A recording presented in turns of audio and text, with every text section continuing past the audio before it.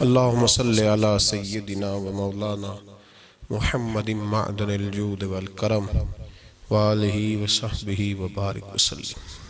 حمد و صلاة کے بعد دنیا میں سب سے زیادہ کمزور وہ شخص ہوتا ہے جو اپنے بارے میں خوش فہمی کا شکار ہوتا ہے، جس کو خوش فہمی ہو جاتی ہے کہ میں کچھ ہوں، کسی بھی لحاظ سے ہو، جو سمجھنے لگتا ہے کہ میں عالم ہوں، خوش فہمی ہو گئی۔ اس کی یہ خوش فہمی اسے مزید علم پڑھنے سے روک دیتی ہے۔ کچھ لوگ اس خوش فہمی کا شکار ہو جاتے ہیں کہ میں نیک ہوں، میں پرہیزگار ہوں، فلاں کوئی نماز نہیں پڑھتا، چلو میں کچھ نہ کچھ تو کرتا ہوں نا۔ اس آدمی کا یہ کام بھی اسے نیکی سے روکتا ہے، مزید پرہیزگاری کی طرف اس کا سفر نہیں ہو پاتا۔ یہ خوش فہمی بھی اس کا نقصان کرتی ہے۔ کچھ لوگ یہ سمجھتے ہیں کہ میرے اندر کوئی تکبر نہیں، عاجزی ہی عاجزی ہے، انکساری ہی انکساری ہے، میں بالکل ٹھیک ہوں۔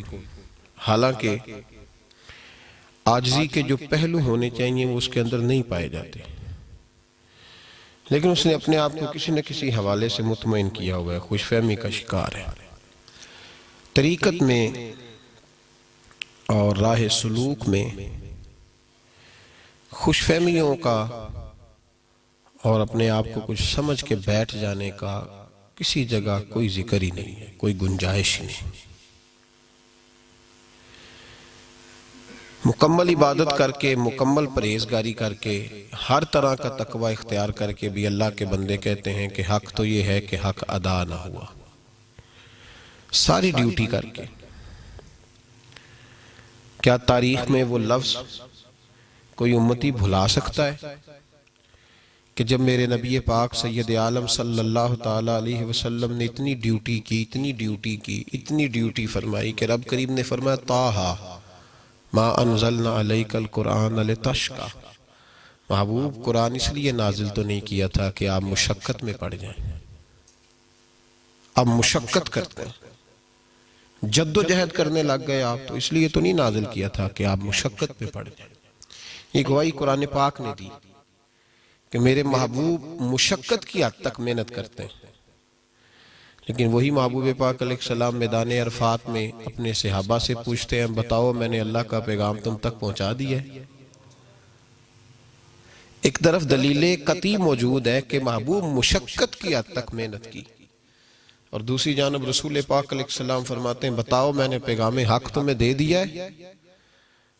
تو صحابہ کرام علیہم رضوان عرض کرتے ہیں حضور آپ نے کمال کر دی اللہ کا پیغام پہنچانے۔ تو محبوب علیہ السلام نے جب صحابہ کا یہ جواب سنا تو پھر کہا اے اللہ تو گواہ ہو جا تیرے بندے کیا فرما رہے ہیں۔ بھائی خوش فہمیاں لے ڈوبی ہیں ہمیں، ہر آدمی کسی نہ کسی جگہ خوش فہمی کا شکار ہے۔ اوہ جی دیکھو جی میں بڑا نیک ہوں، میں پرہیزگار ہوں، میرے اندر بڑا خوف خدا ہے، فلانا بندہ تو اللہ سے ڈرتا ہی نہیں۔ خوف خدا کسی کی تقریر سن کے دو آنسو بہانے کا نام ہے، خوف خدا استغفار کی تسبیح نکالنے کا نام ہے، خوف خدا وجود کے رونگٹے کھڑے ہو جانے کا نام ہے، یا خوف خدا تیرے لب و لہجے سے، تیری تقریر سے، تیری واعظ و نصیحت سے چھلکے گا۔ خوف خدا کا تو معنی یہ ہے کہ لقمہ حرام کبھی تیرے منہ کے قریب نہ جائے، پھر تیرے اندر خوف خدا ہے۔ خوف خدا تو یہ ہے کہ کسی شخص کو ذرا سی تیری وجود سے تکلیف پہنچ جائے تو تو بے چین ہو جائے، یہ خوف خدا۔ خوف خدا تو یہ ہے کہ تو ایک منٹ کے لیے بھی، ایک لمحے کے لیے بھی گناہ کی سوچ آئے تو ڈرے کہ میرا رب کہیں ناراض نہ ہو جائے۔ خوف خدا تو یہ دو جملے پکار لینا، کہنا میں رو پڑا تھا، میں بڑا اللہ سے ڈرتا ہوں۔ بھائی ہم تو اللہ سے ڈرتے ہیں، اللہ سے ڈرنے کا نام تو یہ ہے کہ تیری تنہائیاں بھی صاف ستھری ہو جائیں، تو اکیلے میں بھی سوال ہی نہیں پیدا ہوتا بندہ اللہ سے ڈرتا ہو۔ اور پھر وہ حضرت سیدنا عثمان غنی رضی اللہ تعالیٰ عنہ اکیلے تنہائی میں اپنے واش روم کے اندر غسل کرتے تھے تو پھر بھی کپڑے پہن کے، تو ایک شخص نے کہا حضور اندر تو جائز ہے، بہت سارے لوگ بغیر کپڑوں کے غسل کرتے ہیں، تو آپ نہاتے وقت بھی کپڑے استعمال کرتے ہیں؟ تو فرمانے لگے جب میں باہر ہوتا ہوں تو بندوں سے شرماتا ہوں، اندر جاتا ہوں تو رب سے شرم آنے لگتی ہے۔ ہمارے ہاں لوگ خوش فہمی کا شکار، میرے جیسے بہت سارے لوگ اس خوش فہمی کا شکار ہیں کہ ہم بہت بڑے نوکر ہیں نبی پاک صلی اللہ علیہ وسلم کے دین کی، صبح سے شام تک ہم اللہ اور اس کے رسول کا پیغام دیتے ہیں، ہم بڑے سفر کرتے ہیں، بڑی جد و جہد کرتے ہیں، ہم بڑا کچھ کرتے ہیں، ہم بڑے محنتی ہیں، ہم نے بڑا کردار ادا کیا۔ بھائی بڑی جلدی تو خوش فہمی کا شکار ہو گیا ہے، یہ رسول اللہ کی غلامی ہے صلی اللہ علیہ وسلم، یہ نبی پاک کی غلامی ہے۔ اس کے اندر تو جان ہتھیلی پہ رکھ کے تو نذرانہ بھی پیش کر دے تو پھر بھی مصطفیٰ کی غلامی کا حق ادا نہیں ہوتا، اور یہاں تھوڑا سا کام کر کے دو چار ڈیوٹیاں دے کے لوگ خوش فہمی کا شکار ہو جاتے ہیں۔ مجھے حضور سے بڑی محبت ہے، میں جب نعت سنتا ہوں تو مدینہ مجھے یاد آتا ہے، میری آنکھوں سے آنسو رواں ہوتے ہیں۔ خوش فہمی ہے، محبت رسول صلی اللہ علیہ وسلم جن لوگوں کے پاس تھی ان کے زاویہ نگاہ کچھ اور طرح کا تھا، ان کا طرز زندگی کچھ اور طرح کا تھا۔ حضرت ابو بکر صدیق رضی اللہ تعالیٰ عنہ کے وصال کا وقت آیا تو حضرت عائشہ صدیقہ سے فرمانے لگے بیٹی جس دن نبی پاک علیہ السلام کا وصال ہوا حضور نے کپڑے کس طرح کے پہنے تھے؟ عرض کی حضور ابا جی اسی طرح کے جس طرح کے آپ نے پہنے ہوئے۔ کہا حضور کس طرح لیٹے تھے؟ کہا اسی طرح جس طرح آپ لیٹے۔ کہا نبی پاک صلی اللہ تعالیٰ علیہ وسلم کے وصال کے دن کون سا تھا؟ کہا وہی دن ہے جو آج گزر رہا ہے۔ حضرت عائشہ رو پڑی اور کہنے لگی آپ یہ کیوں پوچھ رہے ہیں؟ فرمانے لگے زندگی حضور کے طریقے کے مطابق گزارنے کی کوشش کی ہے، دل کرتا ہے دنیا سے بھی اسی طریقے سے جاؤں جو میرے نبی کا پسندیدہ طریقہ ہے۔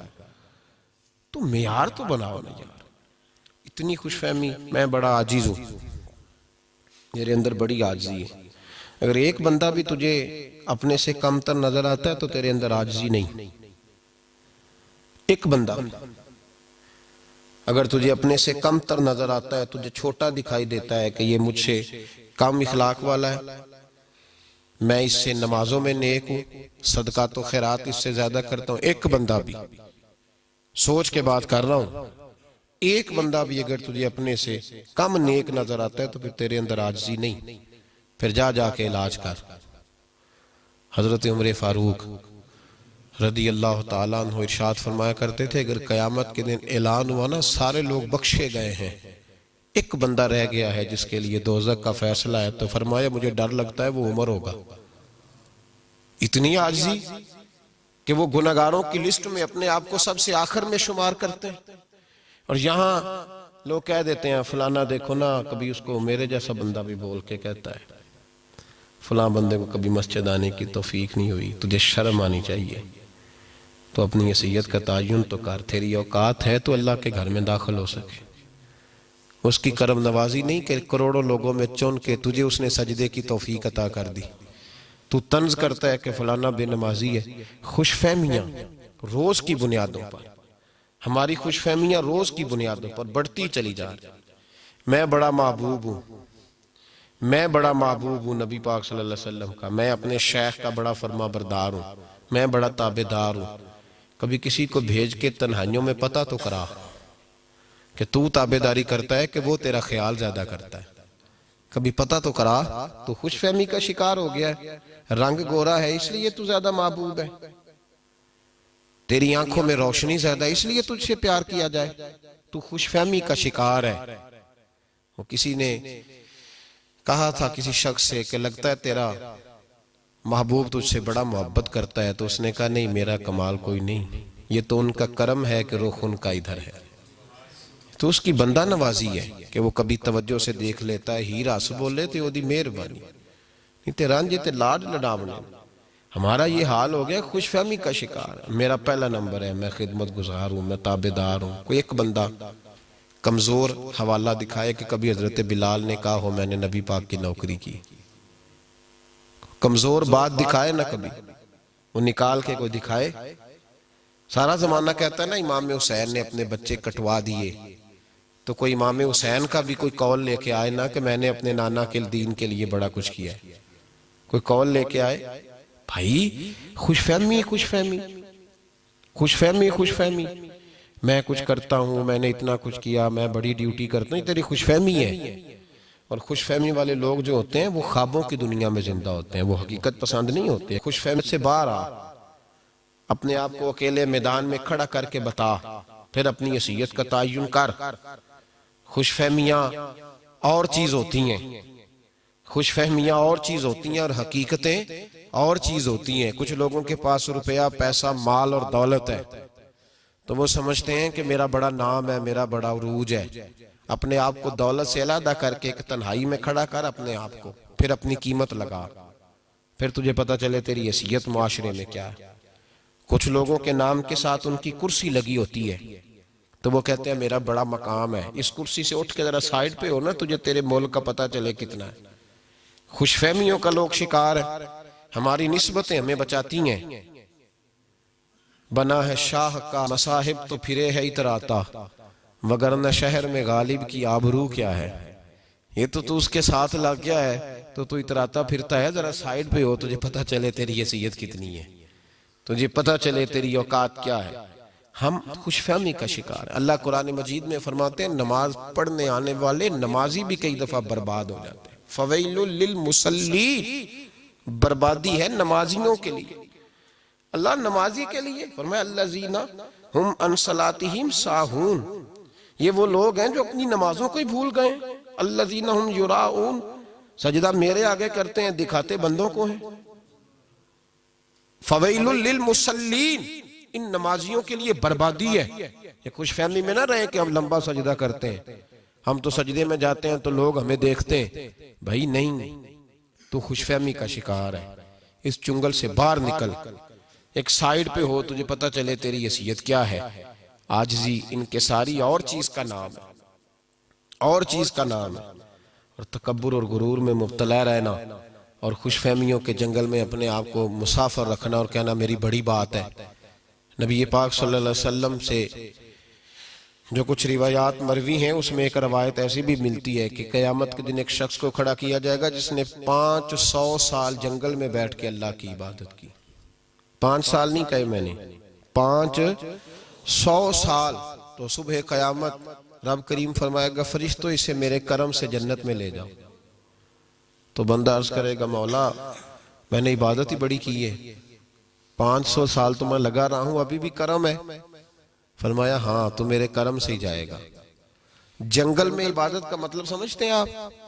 یعنی اس نے گھر نہیں بنایا، شادی نہیں کی، اس طرح کی عبادت نہیں کہ ساری دنیا داری کر کے نماز پڑھنا، وہ والی نہیں۔ یعنی 500 سال عبادت کی جنگل میں، دنیا سے کٹ کے کی، لوگوں سے علیحدہ ہو کے کی۔ اس نے گھر نہیں بنایا، بچے نہیں پیدا کیے، اس نے دنیا داری نہیں کی، کچھ نہیں کمایا، صرف عبادت میں رہا 500 سال۔ رب کریم نے فرمایا میرے فضل سے جنت دے دو۔ کہنے لگا اللہ میں نے تو زندگی کی کوئی خوشی نبھائی نہیں، دنیا داری کا کوئی ذائقہ میں نے چکھا ہی نہیں، اور ابھی بھی فضل سے جنت۔ اللہ فرمائے گا چلو تجھے تیرے عمل سے دے دیتے ہیں۔ فرمایا اس کی 500 سال کی عبادت رکھو ترازو کے ایک پلڑے میں، اور میں نے اسے جو 2 آنکھوں کی نعمت دی ہے اس میں سے 1 آنکھ کی نعمت رکھو ترازو کے دوسرے پلڑے میں۔ اب تولو کہ میری 1 نعمت کا بھی شکر ادا کیا کہ نہیں کیا۔ اب جب وہ 2 نعمتیں تلنے لگیں تو 500 سال کی عبادت ایک طرف رہ گئی، دونوں آنکھوں نہیں، 1 آنکھ کی نعمت کا اجر ایک طرف رہ گیا۔ تو رب کریم نے فرمایا 500 سال میں تو میری 1 نعمت کا شکر ادا نہیں کر سکا، تو عبادت تو آگے کی بات تھی، پکڑو اب اس کو اور میرے عدل سے جہنم میں داخل کر دو۔ اٹھاؤ تو رو پڑا، کہنے لگا خدایا معاف کر دے، تو مجھے اپنے فضل سے ہی جنت عطا فرما۔ اسی لیے تو میاں صاحب نے کہا تھا عدل کریں تے تھر تھر کمبن، معمولی والا راشا نہیں، تھر تھر کمبن اٹھیاں شانہ۔ بہت سارے میری طرح کے جبہ و دستار میں لوگ ہیں، ڈر آتا ہے کہ پتہ نہیں صبح قیامت پردے کھلیں گے تو بیچ میں سے کیا نکلے گا۔ عدل کریں تے تھر تھر کمبن اچیاں شانہ والے، تیجے فضل کریں تے بخش جاون میرے جے منہ کالے۔ بھائی خوش فہمی کے چنگل سے باہر آئیں، باہر آئیں۔ جو لوگ ڈیوٹیاں کرنے والے تھے وہ ڈیوٹیاں کرتے رہے، انہوں نے خوش فہمیاں نہیں دکھائیں کہ بڑی بات ہے جی، کیا بات ہے، کس طرح کا رویہ، کس طرح کی انداز ہے۔ وہ لوگ اپنی حیثیت میں رہے اور حقیقت کی طرف انہوں نے دیکھا کہ میں جو ہوں مجھے اس کا پتہ ہے، مجھے اس کی خبر ہے. تو لہٰذا یہ خوش فہمی جو ہمیں بڑی جلدی ہو جاتی ہے نا، نماز پڑھ کے، عبادت کر کے، داڑھی رکھ کے، روزہ رکھ کے ہم بڑے عبادت گزار، اس سے باہر آئیں، اس سے باہر نکلیں، حقیقت کی دنیا میں آ کے کھڑے ہوں اور اپنی زندگی کی کوتاہیاں اور نیکیاں کبھی اکٹھی شمار کر کے دیکھیں، پھر دیکھیں آگے کون سی چیز نکلتی ہے. اور اس کے ساتھ جو سب سے ضروری چیز ہے وہ یہ ہے کہ اپنے آپ کو تبدیل کریں. خوش فہمی رہے گی نا تو نقصان ہوگا. نبی پاک سید عالم صلی اللہ تعالیٰ علیہ وسلم کے غلاموں میں سے ایک درویش بزرگ گزرے ہیں تو وہ فرمایا کرتے تھے میں کبھی نبی پاک کی عطائیں ایک طرف رکھوں نا، عطائیں، تو میرا دل کرتا ہے میں ساری عمر بھی درود و سلام پڑھوں تو مصطفیٰ کی ایک عطا کا بدلہ نہیں ہو سکتا. ساری عمر بھی درود پڑھتا رہو تو حضور کی ایک عطا کا وہ جواب نہیں ہو سکتا. تو ہم خوش فہمیوں کے جنگل میں اور میں بڑی ڈیوٹی کرتا ہوں، اس چیز سے باہر آئیں، حقیقت کی طرف توجہ کریں. یہ خول ہے خوش فہمی کا، اس خول سے باہر نکلیں. حقیقت اگر آپ علم سیکھنا چاہتے ہیں تو پہلے آپ کو یہ ماننا تو پڑے گا نا کہ میرے پاس علم نہیں. اگر آپ کا پہلے دعویٰ ہے کہ میں سیاںا تو بہت ہوں، چلو اگر آپ کے پاس میرے سے زیادہ کوئی سمجھداری والی بات ہے تو مجھے سمجھا دیں، تو پھر کیسے علم ملے گا؟ اگر آپ نیکی کے راستے پہ چلنا چاہتے ہیں تو اس کے لیے پہلے آپ کو یہ تو ماننا پڑے گا میرے اندر کوئی کوتاہی ہے. تو اگر آپ کوتاہی نہیں مان رہے تو پھر ہدایت کا سوال کیسا؟ اور اگر آپ ابھی منزل میں ہیں، رستے میں ہیں، تو پھر آپ کو اس رستے کے لوازمات تو پورے کرنے پڑیں گے.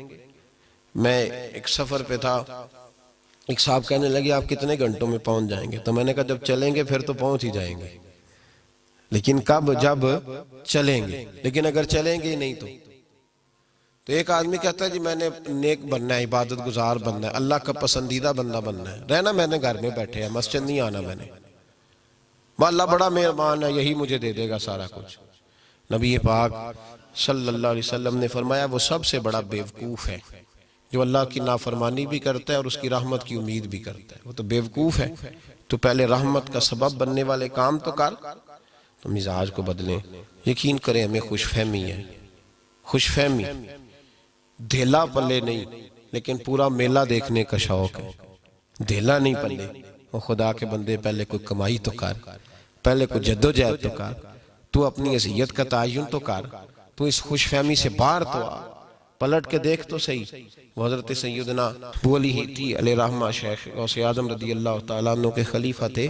تو وہ کہا کرتے تھے صبح سے شام تک شمار تو کر لو نیکیاں کتنی اور گناہ کتنے، چلو برابر برابر ہی کر کے دیکھو. دیکھو تو صحیح کہ آج صبح 6 بجے اٹھے تھے سو کر، تو جب رات کو دوبارہ 11 بجے سونے لگے تو تعین تو کرو کہ کتنے کام ہیں جو صرف اللہ کی رضا کے لیے کیے، کتنے کام ہیں جو آخرت اور قبر اور حشر کی تیاری کے لیے کیے. خوش فہمی سے باہر ہے. ایک بچہ ایک دفعہ مجھے کہنے لگا مذاق ہی مذاق میں، جب بچے مدارس میں پڑھتے ہیں تو پھر وہ شغل بھی کرتے ہیں نا، تو ایک طالب علم مجھ سے کہنے لگے ہم اس وقت پڑھا کرتے تھے، تو بچے تھے مدرسے کے، کہنے لگے میں اپنے گھر والوں سے کہتا ہوں میری کر لو عزت، میں نے 10 بندے جنت میں لے کے جانے. کہ پیچھے ہمارے استاد کھڑے تھے تو وہ رو پڑے. کہنے لگے بیٹے تو نے بڑی بات کر دی ہے، اس طرح نہ کر، یہ طرح رویہ ٹھیک نہیں ہے، اتنا بڑا ہی تو نے دعویٰ کر دیا ہے، اتنا بڑا ہی. فرمایا بتا قرآن کے حقوق تو نے ادا کیے ہیں ساری زندگی؟ تو اگر قرآن پاک نے تجھے روک لیا کہ مولا اس نے حق ہی ادا نہیں کیا تو پہلے اپنا تو خیال کر. ہمارا یہ رویہ ہے، آپ یقین کریں یہاں تو شفاعت کرنے والے گلیوں میں ہر پیر کہتا ہے تو میرے پیچھے لگ جا تو جنت سامنے دستی پئی ہے. او بھائی تو پہلے اپنا تو تعین کر. یہ سخت مسئلہ ہے، اس میں غور تو کر، نسبت کام آئے گی اس میں شک کوئی نہیں. میرے نبی پاک علیہ السلام نے فرمایا علماء بھی شفاعت کریں گے، صلحاء بھی کریں گے، شہید بھی کریں گے، حافظ بھی کریں گے، حاجی بھی کریں گے. بات صحیح ہے، لیکن شفاعت کرنے والا اگر خوش فہمی کا شکار ہو جائے، وہ ذاتی طور پر خوش فہمی کا شکار ہو جائے تو اس کو شریعت اس کی اجازت نہیں دیتی. اس کے لیے حکم یہ ہے کہ وہ تھوڑا سا ٹھہرے، خوش فہمی سے باہر آئیں. ایسا نہ ہو کہ جو سرخاب کے پار ہم اپنے آپ کو لگے ہوئے سمجھ رہے ہیں وہ کہیں کٹنے شروع ہو جائیں. ان سے باہر نکلیں، حقیقت کی دنیا میں آئیں۔ بنا ہے شاہ کا مصاحب تو پھرے ہے اتراتا، وگرنہ شہر میں غالب کی آبرو کیا ہے۔ اس لیے یہ دیکھیں، اس طرف ضرور توجہ کریں کہ کہیں ہم خوش فہمی کے چنگل میں تو نہیں ہیں۔ میرے رسول پاک سید عالم صلی اللہ علیہ وسلم نے ہمیں حقیقتوں کا سفر کرایا ہے، حقیقتوں کا۔ حقیقتیں اس وقت سمجھ میں آتی ہیں جب انسان تھوڑا پردہ کھول کے دیکھتا ہے، باہر دیکھتا ہے تو پھر اسے پتہ، جو گاڑی کے شیشے بند رکھے اسے کیا پتا ہوا کتنی تیز چل رہی ہے، ٹھنڈی ہے کہ گرم ہے۔ کھلیں گے تو پتہ چلے گا باہر کا ماحول کتنا ہے۔ تو آگے سے شیشہ اتاریں اور حقیقت کی طرف سفر کریں۔ اللہ سمجھنے کی توفیق عطا فرمائے۔